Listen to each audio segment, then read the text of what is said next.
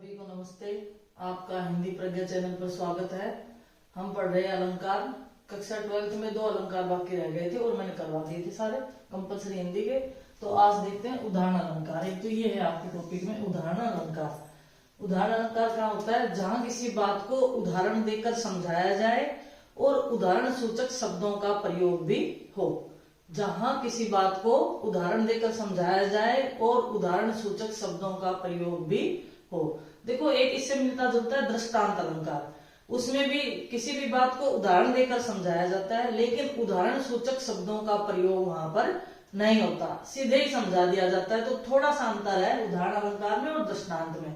Compulsory Hindi में आपके दृष्टांत अलंकार नहीं है, लेकिन फिर भी आपको ध्यान रहना चाहिए कि उदाहरण अलंकार में तो किसी भी बात को उदाहरण देकर तो समझाया जाता है, साथ में जो ये जो शब्द है उदाहरण सूचक शब्द, जो, जैसे, जिमी, यथा, इव, इन शब्दों का प्रयोग भी इसमें होता है। अगर इन शब्दों का प्रयोग नहीं हो, सिर्फ उदाहरण देकर समझाया जाए, तो वो दृष्टांत अलंकार हो जाता है। ठीक है ना? तो ये परिभाषा अच्छे से याद कर ले। उदाहरण से समझे आप। मन मलिन तन सुंदर कैसे, विष रस भरा कनक घट जैसे। तो यहाँ पर जैसे उदाहरण सूचक शब्द का प्रयोग हुआ है। मन मलिन, ये रामचरितमानस की पंक्तियां है। परशुराम जी लक्ष्मण के बारे में कहते हैं। जब लक्ष्मण कटु वचन बोलते हैं बड़ी सभा में परशुराम जी के लिए, तब परशुराम जी लक्ष्मण से कहते हैं कि मन मलिन, इसका मन तो मैला है ना, तन सुंदर कैसे, और इसका शरीर सुंदर कैसे है। ये तो वैसे ही है, विष रस भरा कनक घट जैसे। ये तो वही स्थिति होगी जिस तरह से कनक घट यानी कि सोने का घड़ा विष रस से यानी कि जहर से भरा हुआ हो। इसी प्रकार से इसका शरीर तो सुंदर है, लेकिन मन इसका बहुत ही मैला है, यानी कि उसमें द्वेष भावना भरी हुई है। तो यहाँ पर जैसे शब्द का प्रयोग आया है। ये उदाहरण सूचक शब्द भी है। एक तो उदाहरण दिया है क्योंकि लक्ष्मण के शरीर को तो सुंदर और मन को मलिन बताया है, तो उदाहरण दिया है कि कैसे, जिस प्रकार से सोने का घड़ा होता है, ऊपर से तो स्वर्णिम घड़ा है, सोने का घड़ा है, और उसके अंदर अगर विष भरा हुआ हो, जहर भरा हुआ, तो इसी प्रकार से लक्ष्मण का शरीर भी सुंदर है, लेकिन अंदर से इसमें जहर भरा हुआ है, यानी कि द्वेष भावना भरी हुई है। अब दूसरा देखो उदाहरण। बूंद आघात सहे गिरी कैसे, खल के वचन संत सहे जैसे। बूंद आघात सहे गिरी कैसे। गिरी यानी कि पर्वत सहन करता है आघात, बूंद की आघात। जब बूंद की आघात यानी कि जब बारिश तेज तेज पड़ती है, तो पर्वत जो है उन बूंदों को उसी प्रकार से सहन करता है जैसे खल के यानी कि दुष्ट के वचनों को संत सज्जन व्यक्ति सहन कर जाते हैं। सहे का अर्थ सहन कर जाना। जिस प्रकार से दुष्टों के वचनों को संत लोग हैं वो सहन कर जाते हैं, उसी प्रकार से बूंदों की आघात को पर्वत सहन कर जाते हैं। तो यहाँ पर भी जैसे शब्द आया, देखिए उदाहरण देकर समझाया है, साथ में उदाहरण सूचक शब्द का प्रयोग भी है। यहाँ पर भी उदाहरण सूचक शब्द का प्रयोग है। अगर उदाहरण सूचक शब्द का प्रयोग नहीं होता यहाँ पर, तो दृष्टांत हो जाएगा अलंकार, दृष्टांत अलंकार हो जाएगा। लेकिन इसमें उदाहरण सूचक शब्दों का प्रयोग है, उदाहरण से समझाया हुआ भी है, इसलिए यहाँ पर उदाहरण अलंकार है। अगला उदाहरण देखिए इसमें। जो पावे अति उच्च पद, ताको पतन निदान। जो तपी तपी मध्याह्न लो, असत होत है भान। कवि कह रहे हैं यहाँ पर कि जो अत्यधिक उच्च पद प्राप्त कर लेता है, जो सबसे ऊंचे पद पर चला जाता है, उसका पतन निश्चित होता है। ठीक है ना? वो नीचे जरूर गिरता है। जो तपी तपी, फिर उदाहरण दिया है किससे कि जो, अब यहाँ उदाहरण सूचक शब्द तो यहाँ पर आ गया। जो तपी तपी मध्याह्न लो, जिस प्रकार से सूर्य है वो दोपहर के समय, मध्याह्न यानी कि दोपहर के समय बहुत ही तेज तपता है। असत होन है भान, भान का अर्थ सूर्य, और सूर्य फिर क्या है कि दोपहर के बाद अस्त होता हुआ चला जाता है, यानी कि नीचे गिरता चला जाता है। इसी प्रकार से कोई भी व्यक्ति जब उच्च पद प्राप्त कर लेता है तो उसका पतन निश्चित होता है। ये सूर्य के माध्यम से, सूर्य का उदाहरण देकर के समझाया कि जिस प्रकार से सूर्य दोपहर के समय बहुत अधिक तपता है और शाम के समय वो अस्त होकर चला जाता है। और यहाँ पर जो वाचक शब्द का प्रयोग यहाँ पर हो गया, उदाहरण सूचक शब्द का प्रयोग हो गया है। इसमें एक दो उदाहरण और देखते हैं उदाहरण अलंकार का।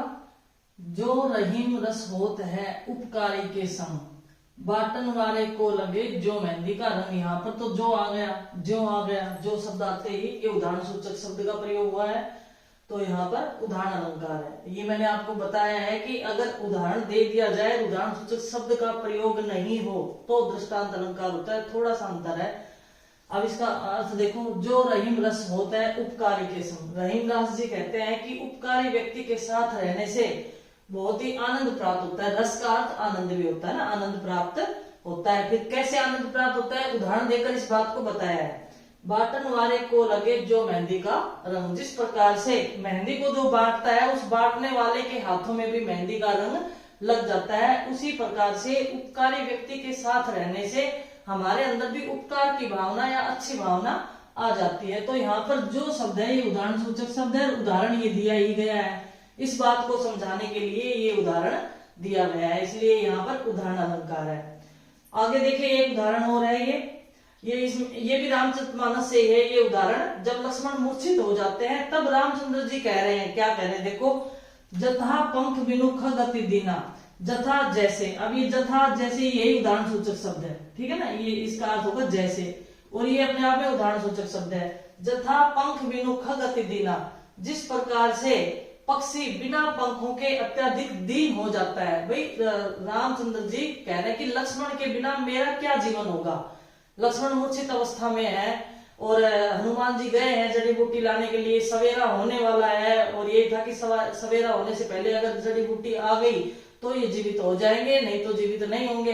तो सवेरा होने वाला है, उस समय वो विलाप कर रहे हैं, लक्ष्मण को अपने गोद में बैठा करके वो विलाप कर रहे हैं कि अगर लक्ष्मण को कुछ हो गया तो मेरा जीवन कैसा होगा। तो वो सारे उदाहरणों के द्वारा समझा रहे हैं कि जैसे पंखों के बिना पक्षी अत्यधिक दीन हो जाता है, मणि बिनु फणी, और जिस प्रकार मणि के बिना सर्प जो है वो भी अत्यधिक दीन हो जाता है, मणि के बिना सर्प का भी कोई जीवन नहीं है। करीबर कर हीना, और करीबर का अर्थ हाथी, और कर यानी कि हाथ, अर्थात अपनी सूंड के बिना हीन हो जाता है, यानी कि बिना सूंड के हाथी कुछ नहीं कर सकता। असमम जीवन बंधु बिन तो ही, हे असमम ऐसे ही जीवन, मेरा जीवन, बंधु हे भाई, बिन तो ही तुम्हारे बिना ऐसा ही मेरा जीवन है। तो क्या उदाहरण दिए इसमें, ये उदाहरण दिए ऊपर से, एक तो पक्षी का उदाहरण दिया, फिर सांप का उदाहरण दिया, और फिर हाथी का उदाहरण दिया है। उसी प्रकार से हे बंधु तुम्हारे बिना मेरा जीवन होगा। जो जड़ देव जीवावे मोही, अगर देवता मुझे जियाएंगे तो, यानी कि मैं एक तो तुम्हारे जो है विलाप में मैं मृत्यु को ही प्राप्त हो जाऊंगा, मैं जीवित ही नहीं पाऊंगा। अगर मैं भाग्यवश जी भी गया तो मेरी स्थिति जिस प्रकार से पक्षी बिना पंख के हो जाते हैं, दीन हो जाते हैं, और सर्प जो है वो बिना फणी के दीन हो जाता है, हाथी बिना सूंड के दीन हो जाता है, उसी प्रकार से मेरा जीवन भी तुम्हारे बिना व्यर्थ हो जाएगा। तो ये तीन उदाहरण बल्कि यहाँ पर दिए गए, पक्षी का, सांप का और हाथी का। ये तीन उदाहरण अपनी बात को समझाने के लिए दिए गए हैं। जो शब्द ये जथा का अर्थ है जैसे या जो ही है, तो ये इसका साथ में उदाहरण सूचक शब्द का प्रयोग भी किया गया है। तो ये उदाहरण अलंकार सीधा सा है, वैसे कोई विशेष इसमें वो नहीं है, कोई भेद उपभेद इसके नहीं है, सिर्फ सीधा सा ये इसकी परिभाषा याद कर लो। 4-5 मैंने उदाहरण आपको करवा दिए और आपको समझ में आ जाएगा। एक तो उदाहरण सूचक शब्द होंगे, एक पता चल जाएगा आपको कैसे उदाहरण है। आगे देखते हैं विरोधाभास अलंकार। आपके ये 2 अलंकार ही बाकी थे। तो विरोधाभास कहाँ होता है, जहां वास्तविक विरोध न होते हुए भी विरोध सा लगे। जहां वास्तविक विरोध नहीं हो लेकिन साधारण रूप से जब उसे पढ़े तो विरोध सा लगता है, लेकिन जब अर्थ करते हैं तो विरोध का आभास नहीं होता, यानी कि विरोध समाप्त हो जाता है। जहां साधारण रूप से पढ़ने पर तो विरोध लगे, लेकिन जब उसका अर्थ करे तो वो विरोध समाप्त हो जाए, वहां पर विरोधाभास अलंकार होता है। ठीक है ना, वास्तविक विरोध न होते हुए भी विरोध सा लगे और अर्थ करने पर विरोध नहीं हो, उसे क्या कहते हैं, विरोधाभास अलंकार कहते हैं। उदाहरण देखिए, या अनुरागी चित्त की गति समझे नहीं कोई, जो जो बूढ़े श्याम रंग तो उज्जवल होए। कवि कह रहे हैं कि यह इस प्रेमी हृदय की गति को कोई नहीं समझ पाता। अनुरागी यानी कि प्रेमी, चित्त हृदय की गति को कोई नहीं समझ पाता। जो जो बूढ़े श्याम रंग तो उज्जवल होए, जैसे जैसे श्याम रंग में, श्याम का क्या होता है, काला, काला रंग में कोई डूबेगा तो उज्जवल कैसे होगा, काले रंग में डूबेगा तो काला ही होना चाहिए, है ना। वैसे साधारण रूप से जब इसका अर्थ देख रहे हैं तो जो बूढ़े श्याम रंग तो उज्जवल हो। कोई भी श्याम रंग में डूबता है तो वह उज्जवल नहीं हो सकता ना। लेकिन जब इसका अर्थ करते हैं कि देखो अब श्याम का अर्थ काला भी होता है और श्याम का अर्थ कृष्ण भी होता है। श्याम का अर्थ क्या होगा, कृष्ण भी होगा। कृष्ण का अर्थ क्या होगा, परमात्मा या भगवान, परमात्मा।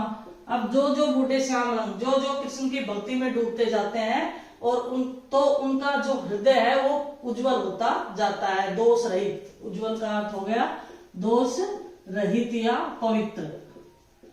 ठीक है, साधारण रूप से जब हमने इसका अर्थ देखा तो सीधा सा तो ये आ गया कि जो बूढ़े श्याम रंग जैसे जैसे काले रंग में डूबते जाते हैं वैसे वैसे उज्जवल हो जाते हैं। अब कोई भी व्यक्ति काले रंग में डूबकर तो काला ही होगा, उज्जवल नहीं हो सकता ना। साधारण अर्थ तो ये निकला। लेकिन हमने जब इसका वास्तविक अर्थ किया कि जो बूढ़े श्याम रंग जैसे जैसे व्यक्ति परमात्मा के रंग में डूबता जाता है यानी कि भक्ति करने लग जाता है वैसे वैसे वह उसका हृदय दोष रहित होता जाता है या पवित्र होता जाता है या उज्जवल होता जाता है। तो जो वास्तविक विरोध था वो समाप्त अर्थ करने पर हो गया। अब दूसरा देखिए उदाहरण, विष में है गोदावरी अमृतन को फल दे। अमृतन को फल दे, विष में का अर्थ विष से भरी हुई। अब विष से भरी हुई गोदावरी नदी है तो वह अमृता रूपी फल कैसे दे सकती है, नहीं दे सकती ना। सीधा अर्थ कर रहे तो यही होगा कि विष में है गोदावरी, विष से भरी हुई है गोदावरी, अमृता का फल नहीं दे सकती। विष से भरी हुई नदी में तो कोई भी गिरेगा तो वो तो मर ही जाएगा। लेकिन इसका अर्थ क्या है, विष में, देखो इसका सीधा अर्थ तो हमने जहर निकाल दिया, ठीक है ना। और विषम, इसका जो दूसरा अर्थ लेंगे वो विषम, देखो वी और सम। सम का अर्थ होता है समान और वी का अर्थ जो समान नहीं है यानी कि अलग ही प्रकार की। ये विष में शब्द का अर्थ क्या हो गया, मूल रूप से अलग ही प्रकार की, अलग ही प्रकार की।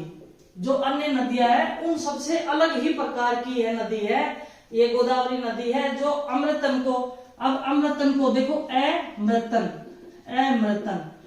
और तो मरने के बाद मोक्ष की प्राप्ति करते हैं या उन्हें मोक्ष मिलता है। भगवान भी देते हैं तो मरने के बाद मोक्ष देते हैं।